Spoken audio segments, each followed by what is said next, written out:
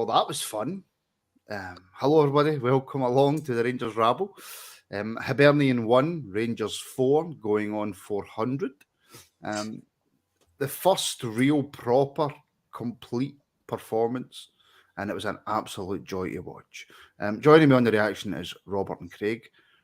Back from, obviously, the pre-match build-up. Robert, how are you? Oh, brilliant. I really enjoyed that. Bar in the first 10 minutes. Other than that, Rangers were getting into their stride quite quickly. Impressive individual performances all the part, but collectively as a team tonight, we looked fantastic, especially second half where we just came out and were absolutely ruthless. One-touch stuff was beautiful at times, so I'm sure we'll delve into it in a bit more detail in a minute. We most certainly will. We'll be here to about 4 a.m, I think, delving into that game. I'm very, very, very happy. Craig, I said it before we started. I know you two didn't really share it at the beginning, but even just from kickoff, I don't know what happened. As soon as the game kicked off, something inside me just went, "Oh no, this is going to be a canter," and I'm never like that. Even after we conceded, I still felt, "No, this is going to be comfortable." I don't know why. Yeah, it just seemed like it was a training match. I think I reacted to them scoring as I usually do when opposition score against Rangers. And then I think as soon as we got the goal back, I was just like, right, this seems to be a game where we can put in a good performance and come away with a win, which it proved to be. I sat there in most of the second half just pottering around downstairs with the game on in the background, not really worried about the match when it was 3 or 4-1. I know it's weird. It's a weird scenario for us to be in. Can I just say hello to everybody watching? Please get in the comments. Let us know your thoughts. Any wee discussion points you want us to bring up, then please do get it in the comments. Give the show a wee like if you're watching on YouTube and on Facebook and on Twitter. Give it a wee retweet on Twitter. Subscribe to us on YouTube. Follow us on Facebook. All that sort of good stuff. It all helps the podcast and the channel grow.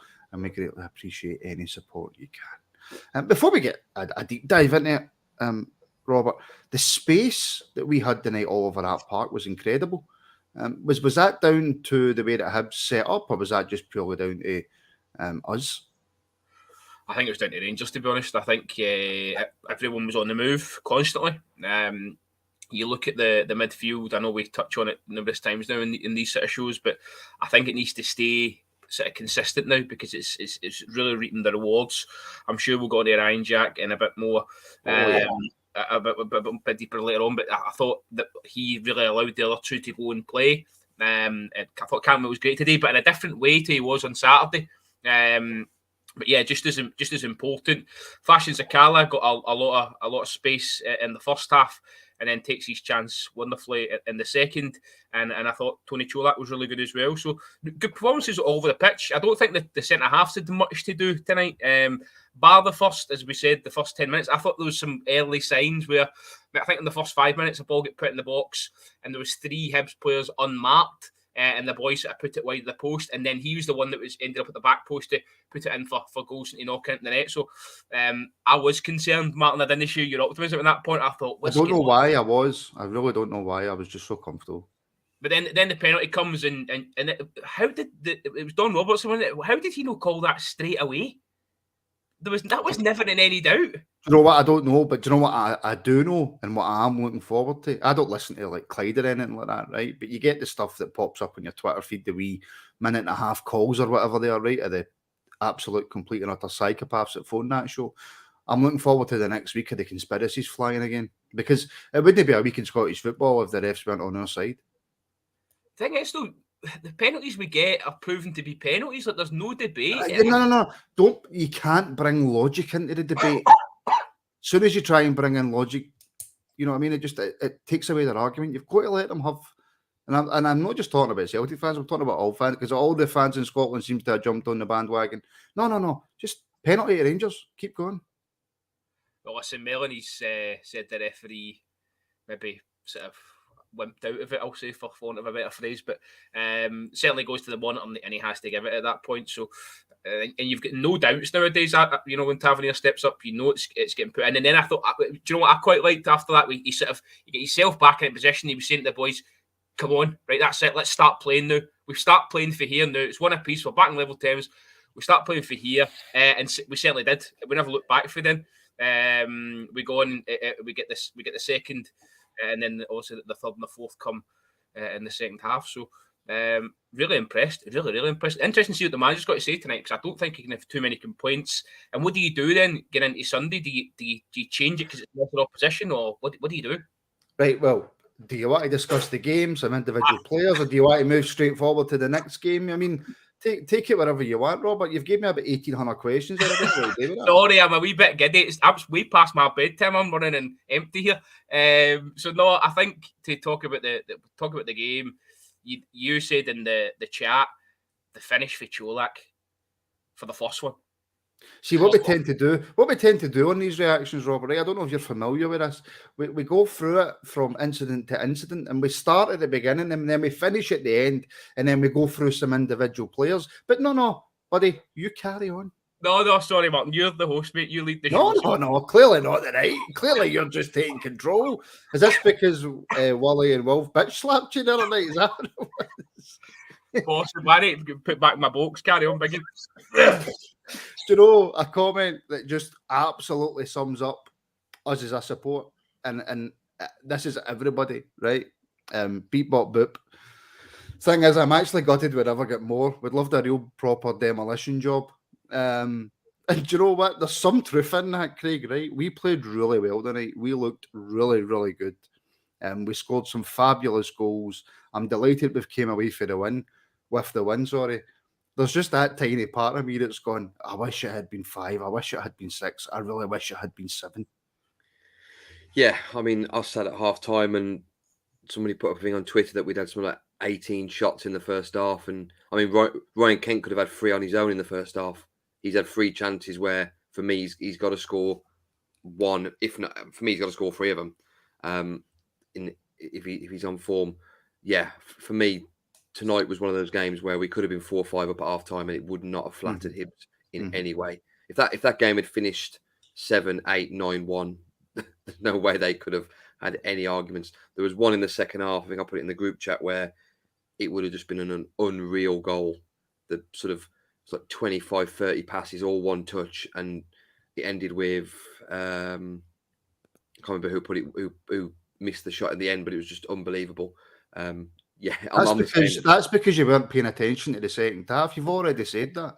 That is true. No, I'm gutted that we are due at some point giving someone a real battering, and tonight could have been that one.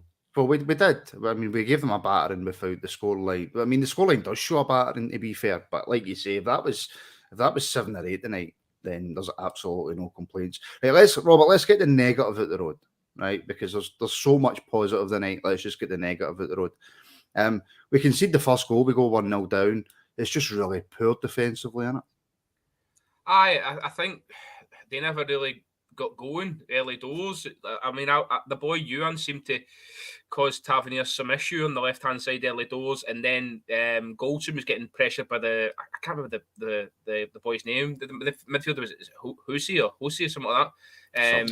He was seemed to be sort of nibbling away at him, and then, as I say, I don't know if it was a corner or a ball at the box, and they had 3 unmarked, and luckily they shoot off target, and then the free kick is just.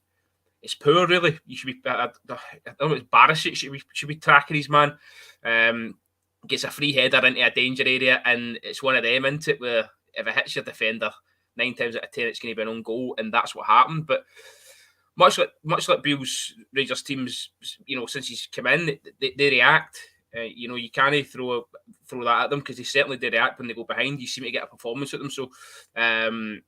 Delighted we got that, and hopefully it's just a wee blimp they got the system, because they defended well for the rest of the game. Majority, the one they really put under a lot of pressure after that, took control of the game, and I think that was probably down to Ryan Jack dictating how that game went tonight.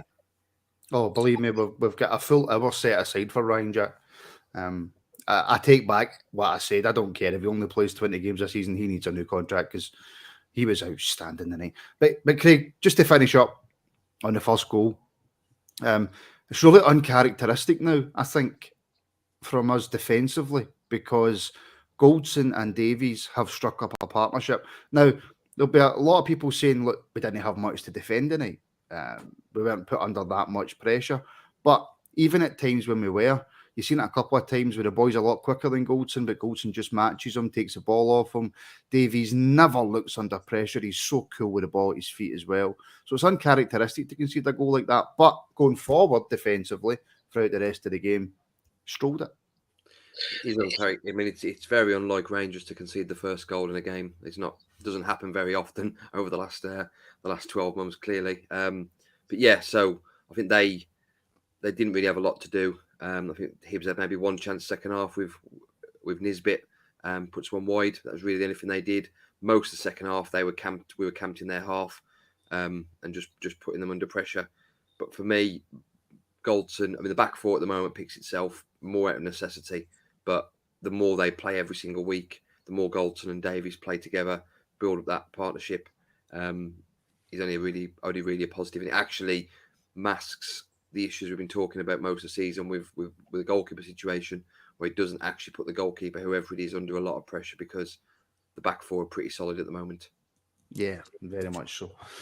Glasgow Rangers Nation joined on YouTube as a member. Thank you very much, Glasgow Rangers Nation. Welcome. Now, I say I was cool, calm and collected, Robert, the whole way through the game. Right, my confidence was high. Even to be fair, even when they scored the early goal, for about 5 or 10 seconds, I went, "Oh no!" But like I say, my confidence was up. And like you say, we are very reactive under Beale. You know, we never know when we're beat, which is a good thing, apart from one game, which we won't go into because it's done and it's gone. But straight up the park, we get a penalty. Stonewall penalty, 100% a penalty.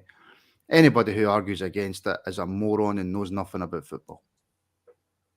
No, as I said, I don't know why the referee needed to go and look at that. He should have been blowing his whistle straight away. So it was a strange one, but we get the penalty and the captain just steps up in these situations at time and time again and puts it away. I don't know if I'm repeating myself here, if I said it off camera, but I just really like the way he get back. He got them G'd up and they went again. So no, that was the turning point of the game, because I don't think Hibs came at us really from there. It was all Rangers, one way traffic, and you're just picking out performances all over the pitch. It was really difficult to say anyone had a bad match. I don't think anyone was a passenger in the game. Everyone sort of played their part. Barisic was heavily involved. Tavernier was heavily involved. I thought Tavernier seemed to get into some really good positions tonight, and I don't know because that's because he knew Ryan Jack would be covering them or what. But I thought Tavernier was actually really good tonight. He was excellent. We'll touch on the second goal because then I want to come at a few things, Craig, within that first half. But my man, the man I've tipped to score umpteen goals, if you give him the chances, if you give him it where he wants it, he will score goals.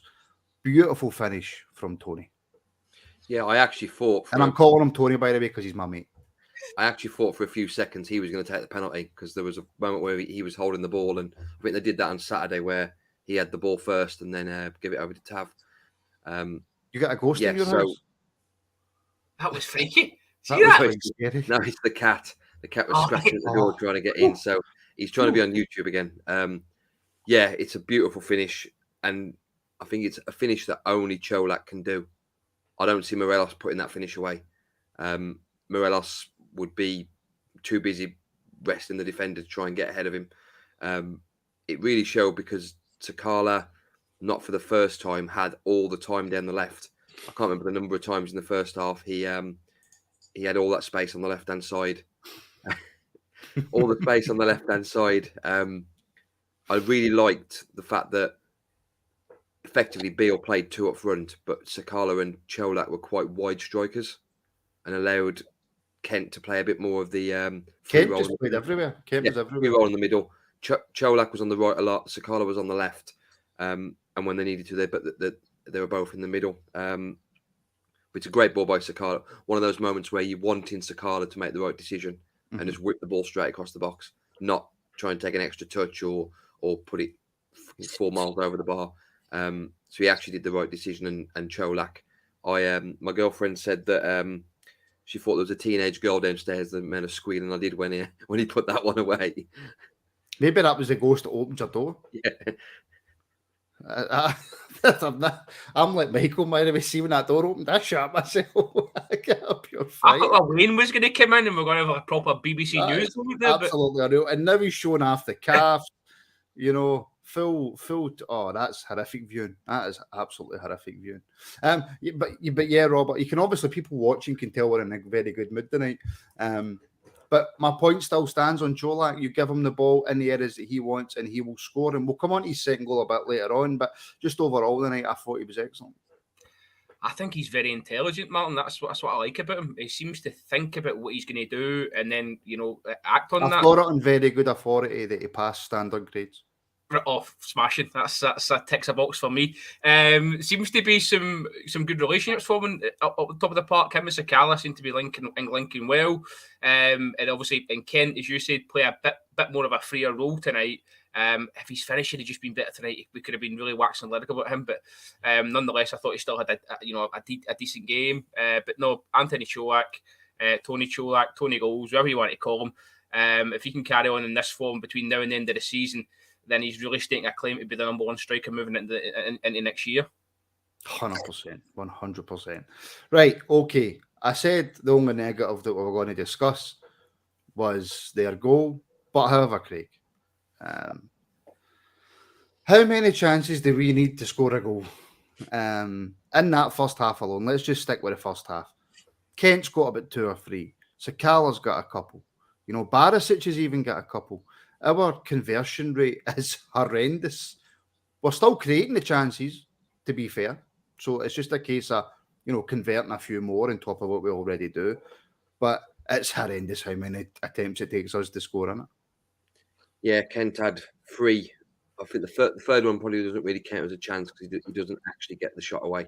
But a couple of people said it was a great tackle by the defender. But for me, the defender shouldn't have the opportunity to get the tackle in because Kent should have it out of his feet and should be putting it away. Finishing is the positive I'll take from it is we are making the chances. So even if our conversion rate is pretty poor, you'd expect the more chances we create, the more goals we'll score. But yeah, I think first half the game basically should have been done. Should have been well and truly done first half. And if we just had our shooting boots on, which I'm hoping now with Colak looking like he's going to stake a claim, he doesn't need as many chances. He might have only had literally 2 or 3 tonight, and he's put 2 away. I know. Look, Paul's making the point. Look, Martin, we'd be moaning if we didn't create. We're doing it. No, listen, I'm not moaning. I'm just simply pointing out facts that we are creating, and it's great. And Perry's saying on a different day that's 6 or 7.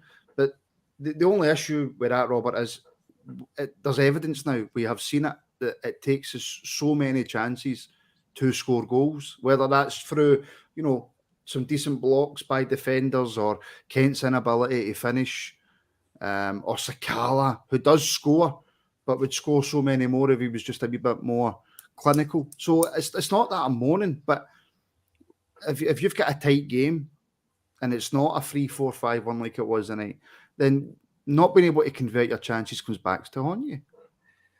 2 of the 3 things you just mentioned there for the reason for not scoring or taking the opportunities, I think are coachable. You can't coach defenders blocking you, but you can coach Sakala and Kent to be a bit more ruthless in front of goal, right?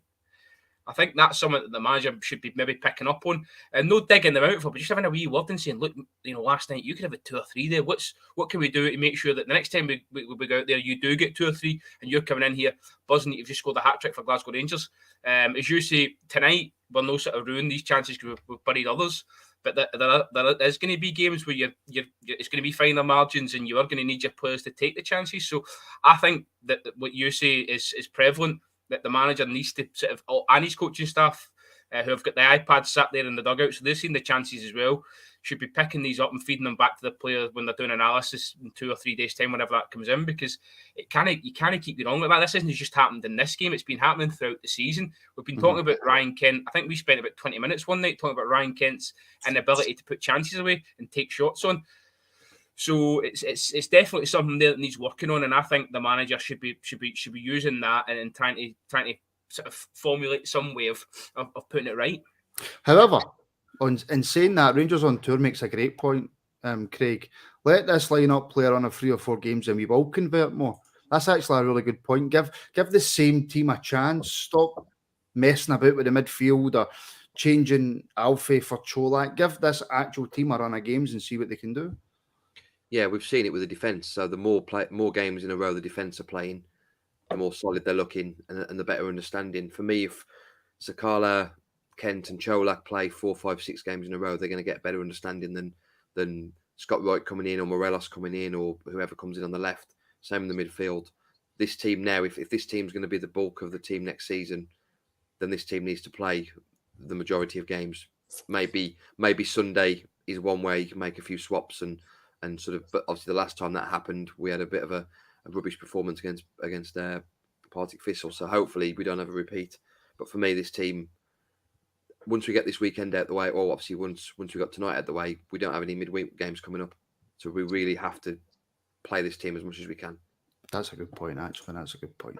I go on to assists and you're moaning at Fashion's performance. Who's moaning? I would love to know who's moaning. Well, Curry, no moaning. I'm just saying it could be better. It could be more than 2 goals. A goal and 2 assists. It could have been 3 goals and 4 assists or whatever. So it's not about moaning. It's just about an observation about how we make the guy more active. And everyone knows with Sakala, what you're getting. It's not like we go into games thinking he's going to be, another level. We know what we get is hit and miss, but 9 times out of 10 we do seem to get something out of him in terms of numbers. His numbers have been good since he's come to Rangers, so there's no denying that, but certainly no moaning at the guy. Delighted for him. Imagine getting shot down for pointing something out. But there you go.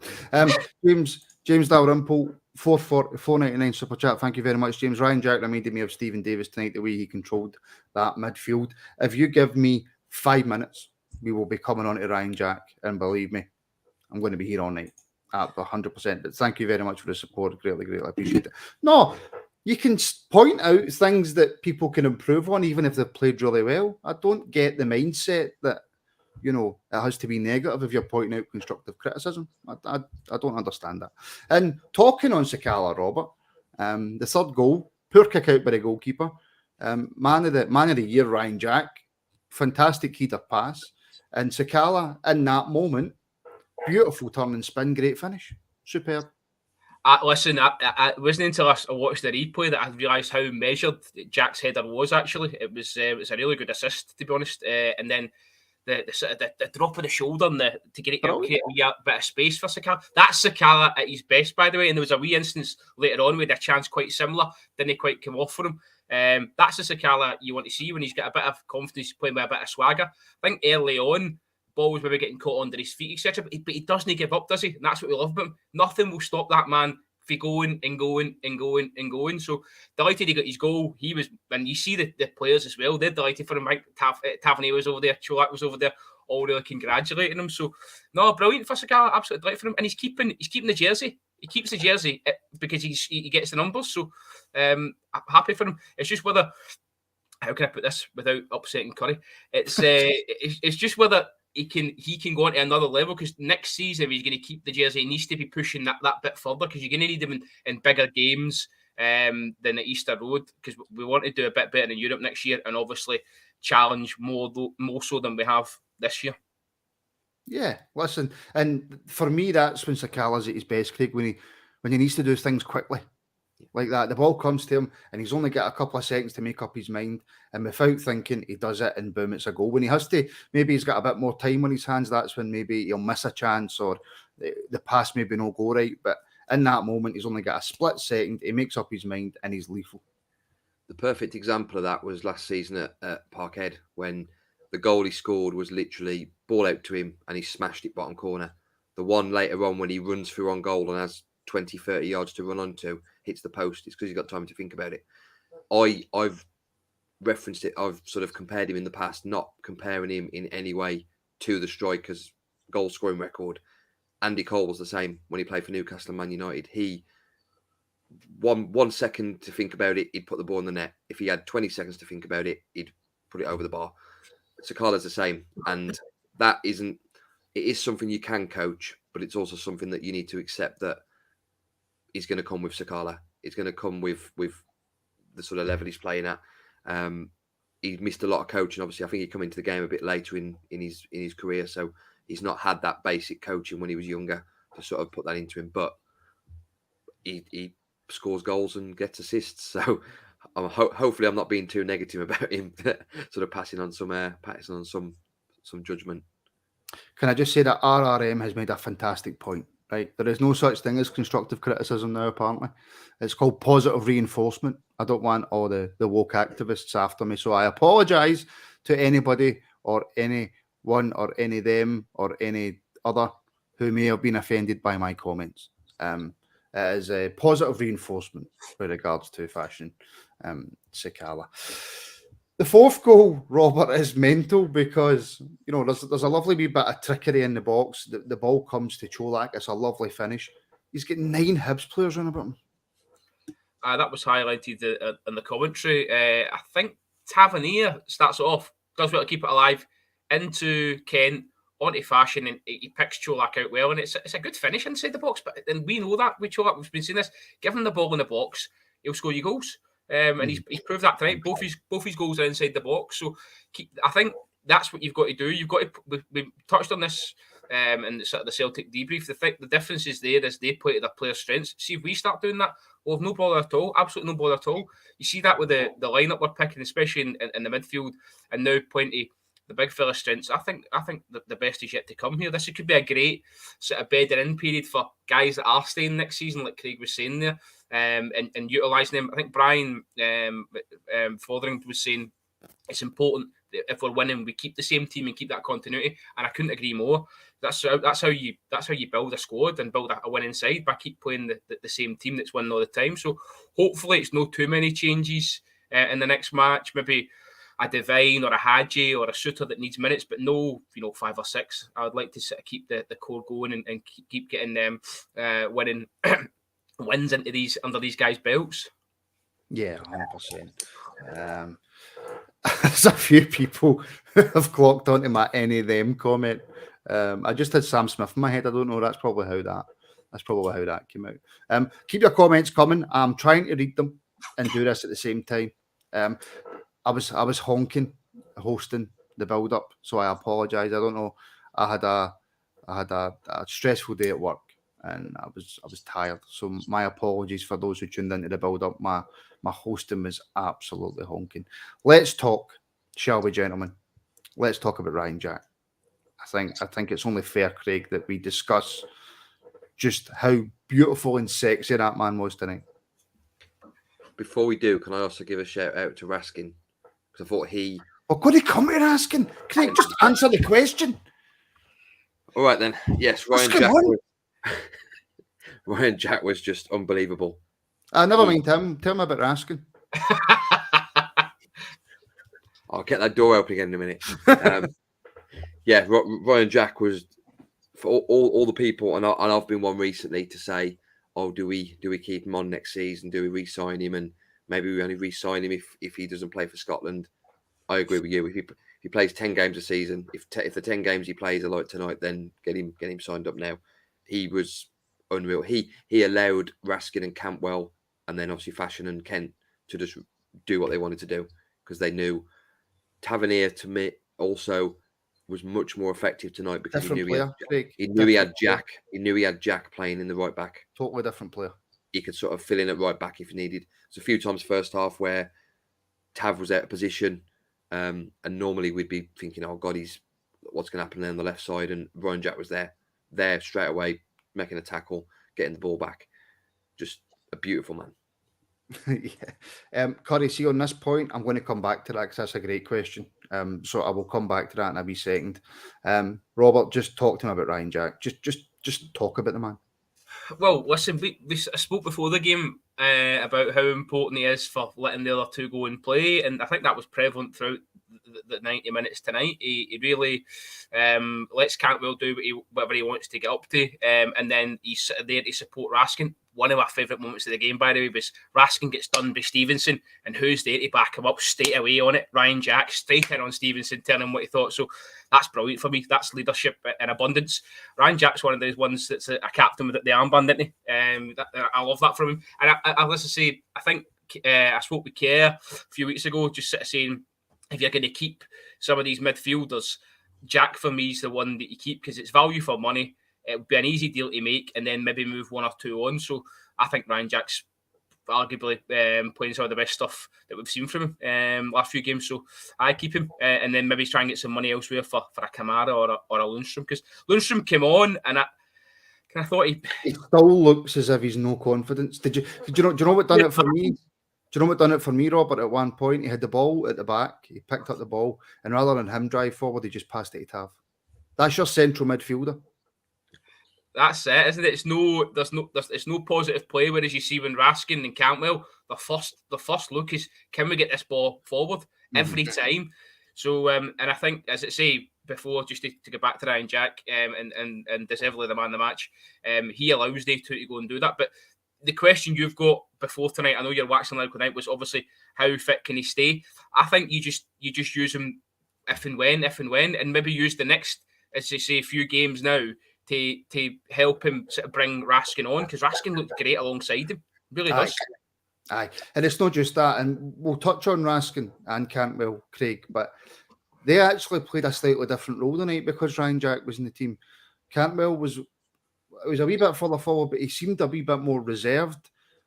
And Raskin was just feeding off of Jack. Jack was just in control. Jack was in control of that whole game. Yeah, Jack basically. I don't know why I was doing all that with my hands. I don't know what all that was about. He allowed the rest of the players to do what they do best. Raskin, I've been in love with since he joined the club. He's just a different gravy. Just strolled the game tonight. There was a point where first half, I think it was about 10 minutes that he touched the ball, and I thought, I didn't even realise he was playing, but that tells me that he was obviously just controlling the game and in the game without really making much of an impact. Cantwell, another man he can wear an Alice band, whatever he wants to wear if he plays the way. What was on his hair? What was that? It looks like a bit of fabric. Is it like a feather or something? No, it's not a feather. I think it's a bit of fabric that he ties at the back, a bit like Daniel LaRusso in the original Karate Kid, kind of, like that.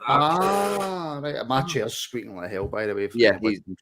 Cantwell was unreal, and I think I said before in the pre-match, he's just showing his quality, showing that this boy's played at a much higher level, and if these two lads are still finding their feet in terms of fitness, then I think we've got a couple of cracking signings once they actually get up to speed next season. Cantwell's quality started to properly show, Robert, when we were doing a wee bit of the old showboating. Couldn't get the ball off him. He was taking the mick. His passing's unreal. His vision's unreal. He's just an unreal player. Seen a couple of these flicks before, though, Martin. He'd done a wee sort of pirouette at the Tony Macaroni. There was, I think, one first half Saturday at Ibrox, he gets back to help Tavernier and gives him the ball with this wee sort of flicky back heel kind of thing. And then he's done a lovely wee bit of skill with, I think it was Fashion on the right-hand side tonight as well. So, like I said, we know it's in his locker.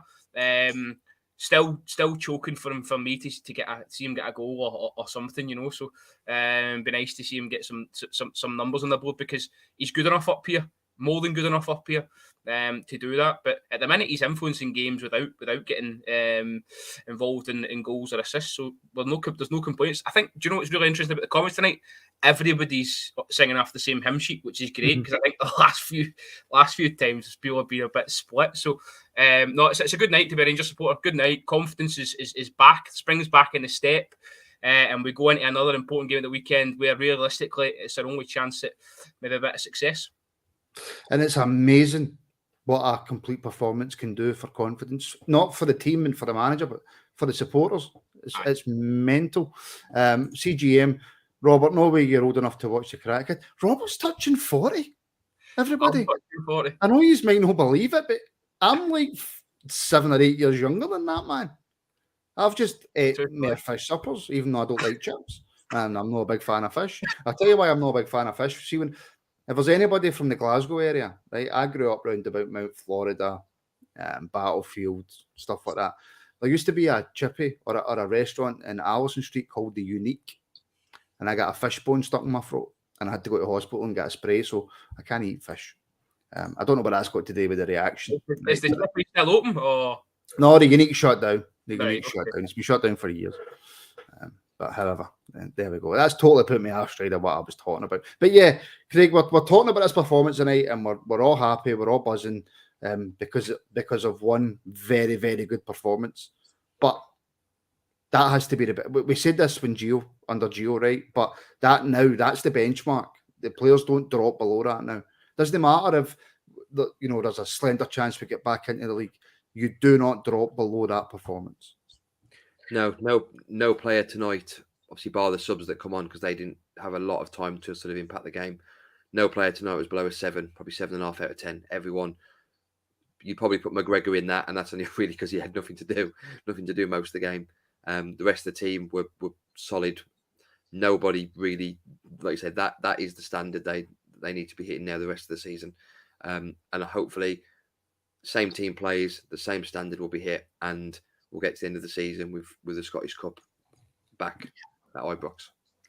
Can I just quickly say, right, this is of no relevance to Rangers at all, right? But Ian Ross is saying he stayed on Homely Road for 10 years. Well, he says 10 tiers, which is about right for Homely Road. I went to Homely Nursery, so there you go. Just a wee bit of useless information out there. But yeah. But Robert, we'll kind of finish up now. I keep doing all this with the horns, I don't know what it is. In fact, Curry's question, there's no way I'm going to be able to cycle through and find it, I don't think. But it was about Tillman, and I'm going to do what they call on the business padding until I find it. This is what they do on telly. This is what they do on telly when there's nothing to talk about. But yeah, anyway, his question was around, with this performance tonight, do we need Tillman? Along those lines. Now, for me, Robert Tillman's essential. I think he's essential that we sign him, right? Because you've got Raskin, Cantwell, and Jack in the middle of that park, right?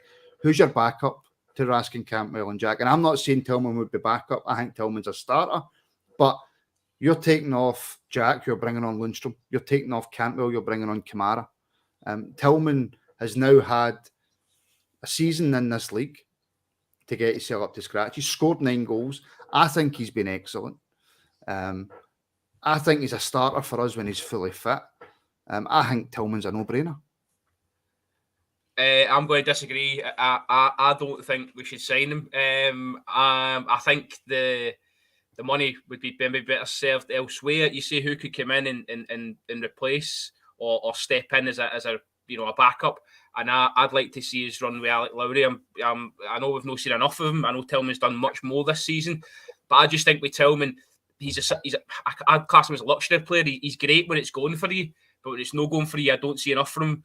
And I think maybe it's to do with his upbringing at Bayern Munich, where he's getting everything fed to him constantly. I don't see enough sort of what's the right word? No desire, but I don't see that bite that you need in Scotland. I don't see it from him enough. I think, as I say, if the game's gone for you, brilliant. But when it's not gone for you, and in the big games where it's no went for us, I don't think he's been anywhere to be seen. So, listen, I don't want to put a dampener on tonight because it's been fantastic. But ultimately, we can keep winning these games. But for me, Craig's just said there, end success with a Scottish Cup. Success for me this season is a Scottish Cup and winning the 2 firm games, because we've got to lay some sort of marker down against those for next season. Because if you go to the end of the season and Celtic get put out of the Scottish Cup by somebody else, so you don't beat them in the Scottish but still win it, and then don't beat them in the league, there's no fear there for them. They've got to go into the close season with something in the back of their mind, some sort of doubt. I'm positive of that. So no, I don't think I'd sign Malik Tillman. I'd probably get pelters for this, but I just think everyone's entitled to their opinion. I just think £6 million is whether it's ring fenced or not. I know there's been a lot of talk of that. So whether it's ring fenced or not is a large outlay for us when we're going to have such a big sort of turnaround of players to come in. I'd rather spend £6 million on a striker. Craig? I'll agree and disagree, Robert. I disagree on the Tillman. I agree that we need to give them a bloody nose between now and the end of the season and see how they react. I would sign Tillman tomorrow if we could. So with that, the ability he's got, I'm partway through sort of writing something up about the squad, and Tillman for me will be one of the first players that I would have next season. Yes, I do get the point about in some of the big games he hasn't maybe put in a good performance. I'll give him a pass on the final because I don't think he was anywhere near fit. Yes, he didn't turn up, but he wasn't the only one that day. I think a year in Scottish football will be the making of him. I think next season, I said this before and I got pelters on Twitter, and I don't care, that if we sign him and we win a couple of competitions next season, we could sell him for 20 million and he would make the club back money and we'd get a good, decent season out of him. And if we're selling Tillman for 20 million at the end of next season, it means we've had a good season. But Craig, that's what you're saying there. You're saying if we do this and if we do that, the guy that surely hinges on how he finishes this season off. He's got to. The players we've got have got to start beating Celtic at some point, or else these ifs, buts, and winning trophies, we're going to fall further and further behind. You've got to let them go into the close season with some sort of doubt in their mind and give Postecoglou something to think about for coming back next year. Because if they beat us in 2 more games and beat us in our cup final, and we end up, with nothing at the end of the season, it's unthinkable. It's absolutely unthinkable. Has Tillman not already surpassed Joe Aribo's first season numbers? Has Tillman not already had a better first season than what Joe Aribo did for Rangers? I don't know. I don't really know the numbers, Martin. So sorry. the answer, obviously, because I'm asking it, I know, and the answer is yes. Okay, and that is all well and good in terms of stats, but I think that for me, listen, I'm old school. The fact remains, until you start putting laying a glove on Celtic and putting them to the sword, then it's all well and good scoring goals at Fir Park and a couple at home to Kilmarnock. Yeah, brilliant. Aye, but when it gets to the nitty gritty, where are you? What are you doing to be stand up and be counted? And somebody's mentioned in the comments there, Tom Lawrence. He's a man I'd have in the trenches against Celtic every day over Malik Tillman. I just think he's got something more in him, and that might be me being really, really nasty because I don't. But see, in fairness, Robert, you may have a point. Absolutely, in fairness, but also the counter argument to that would be when we've played them and Tillman's been in the team, it's been a midfielder, Lundstrom and Kamara. Yeah. Now, how different would Tillman be with a midfielder, Cantwell, Raskin, and Jack? Well, we'll need to find out. With the performances he's already put in, that's what I'm saying. 100%, and that's a really good counter argument. Let's have a look at that then between now and the end of the campaign. But see if he does come in and he plays with you two, and he doesn't do anything. Would you still outlay £6 million for him? I would, for the simple reason that you're getting that money back regardless. Yeah, you're getting that money back. But 100%. Okay, that's like loaning money to then get more money back for the money you've loaned. That's a terrible example, but you know what I mean. But listen, we've got a super chat, right? From Ali McCoist. The Ali McCoist, by the way. That is the Ali McCoist. I'm just saying. Do you think this is the team the manager will stick with for the rest of the season, Craig? Well, if it's the real Ali McCoist, I'm disappointed he's only put a $5 in. I thought he would have put a bit more than that. Yeah, for me... If it's the real Ali McCoist, he's not putting anything in. Let's be brutally honest. For me, this is the team that he plays between now and the end of the season. The only reasonable adjustments may be Yilmaz coming back in at some point for Borna and the midfield, maybe one of the midfield rotating out, maybe a Tillman for Cantwell. But for me, 9 out of that team play the rest of the season. Yeah, and James Dalrymple there again, another super chat. Thank you, James. Saying on your point, Robert, that we've still got Lawrence to come back, but it doesn't look like he's going to be back until next season. Not this season. Well, September, somebody said as well, so it's not going to get a pre-season. So, possibly. And look, Glasgow Rangers Nation making the point, look, we tell me you speculate to accumulate, and I think that is, I genuinely do believe that is. But can I come back on that just quickly? I don't want this to drag into the waste spoilers out. All I'm saying that speculate, accumulate. Why would you speculate if we do not beat Celtic from now until the end of the season? Why would you speculate on somebody that can't do it? That's my point. But on that then, if we play Celtic the next 2 games and we don't win, does that mean that Raskin and Cantwell are failures, and we should get rid of them at the end of the season? No, but they're all. Does that mean that we get rid of Davies? Does that mean that we get rid of Colak? Does that mean we get rid of Kent? Does that mean we get rid of Sakala? So you're basically saying that if we don't beat Celtic, it's all Tillman's fault? No, I'm saying if he doesn't perform in those games and have a massive impact in those games, then I wouldn't keep him. And I feel like in the bigger games against Celtic, he's not been there. He's not stood up and been counted. That's my point. But did he not play well in the game that we drew 2 each? I don't remember him playing overly well, Martin. No. No, the game away, he was played right wing, which is not his position. And the game in the cup final, A, he wasn't fit, and B, with the midfield two he was playing along with, he was basically having to do the job of the three midfielders on his own. Yeah. So I would like to see him play against Celtic with a Jack and Raskin, say, behind him, and see how he gets on. Now, we're going to finish on this, right? Big Dave, super chat. Thank you, Big Dave. Channel member as well, yeah. We thought the same signing Kent for 7 million. We thought we'd sell for 20. Look where we are now. 6 million, a lot to outlay on the training model. So there's somebody that agrees with you, Robert. There's 2 people that are wrong, Craig. There's 2 people that are absolutely wrong. But look. Thank you very much, Dave. Thank you very much, everybody who's put in a super chat. It's greatly appreciated.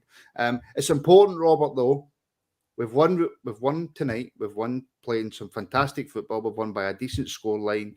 Raskin settling in, Cantwell settling in. Jack was fantastic. Colak got his goals. Davies and Goldson, the partnership looks phenomenal. Alan McGregor even made a crucial save at 2-1 when the boy was through in goal. Everything tonight was brilliant, apart from the one conceded goal. But we can't get ahead of ourselves. No, absolutely not. And I don't think the manager will be getting ahead of himself. He'll be looking at that. And again, like you said after Saturday, look, you've got to build on these City nights, got to build on these performances, take the positives and carry on creating something that you can carry into, next season, because that's pretty much what we're aiming for now, isn't it? Bar the Scottish Cup on Sunday. And as I say, I don't want to see wholesale changes, 5 or 6, 2 or 3 at the most. And try and keep the same winning mentality and the same winning team. I think Tony Colak, that's his jersey now. You see Morelos come on. I don't think he done an awful lot wrong, but he didn't do anything to say start me on Sunday, did he? It was okay. It was in the allotted time he had with look, there was 5 changes. The game was broken up. We can't judge Alfie on that. That's no. I know that some people have got a stick out and they want to beat Alfie with it, but he came on and he looked okay. He looked hungry. He looked as if he wanted to get into the game. Shut up, Robert. He looked as if he wanted to get into the game. And I had a shot and fell on his arse. But you can't use that as a stick to beat him tonight. When you make 5 changes, it always kills a game. So I think people saying anything against Alfie tonight is just people that dislike him, and there's nothing you can say to change their minds. But we shall finish there. Thank you very much, everybody, for watching. Please like and subscribe if you haven't already. And if you do subscribe, hit the notification bell so you know when a new video is coming up. If you really enjoy the content, if you're mad about the rabble and you haven't yet, then please do consider signing up to our Patreon. The link for that is in the descriptions. Loads of extra shows. We do the academy stuff. We do the women's team. We've got a Legends series. We've got the Soonest Revolution. We're bringing out new shows all the time. The more people that sign up, the more shows you get. So yeah, happy night in the capital. A convincing 4-1 for Rangers. A double for Colak. Ryan Jack looked like prime Pirlo. Robert's happy. Craig's happy. I'm happy. Everybody in the comments is happy. And we'll speak to you all again very, very soon. Thank you for watching. Good night.